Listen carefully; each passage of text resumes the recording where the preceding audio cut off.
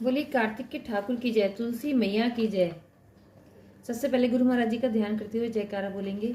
गुरु ब्रह्मा गुरु विष्णु गुरुर्देवो महेश्वरा, गुरु साक्षात पारब्रह्म तस्मै श्री गुरुवे नमः। इसके बाद गणेश जी महाराज जी का ध्यान करते हुए उनकी कथा का श्रवण करेंगे। कथा सुनते समय हुंकारा जरूर भरे और हाथ में फूल चावल ले लें। एक बार एक बुढ़िया सी मैं मिट्टी गणेश जी की पूजा किया करती थी। रोज बनाती थी, रोज गल जाते थे। एक दिन बुढ़िया ने देखा कि एक सेठ का मकान बन रहा है।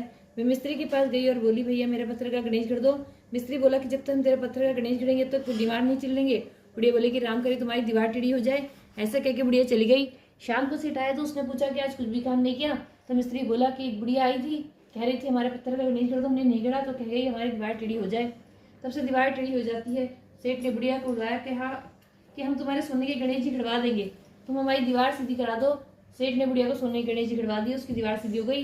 जैसे सेठ के बिगड़े काम सीधे करे ऐसे हम सबके करना। कहते सुनते हुंकारा भरने वालों के करना। बोलिए गणेश जी महाराज की जय। कार्तिक महात्म 18वां अध्याय।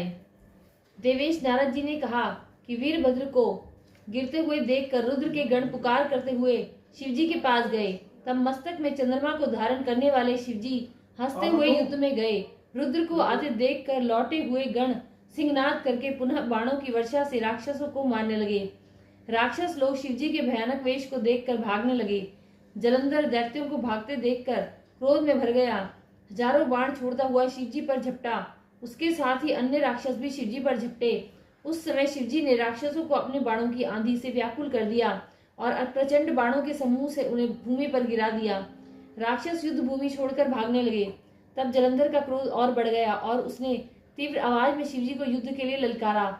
उसने कहा कि इन राक्षसों को मारने से कोई लाभ नहीं, आओ मेरे साथ युद्ध करो। ऐसा कहकर उसने शिवजी के आए हुए बाणों को अपने पैने बाणों से हंसते हंसते काट दिया।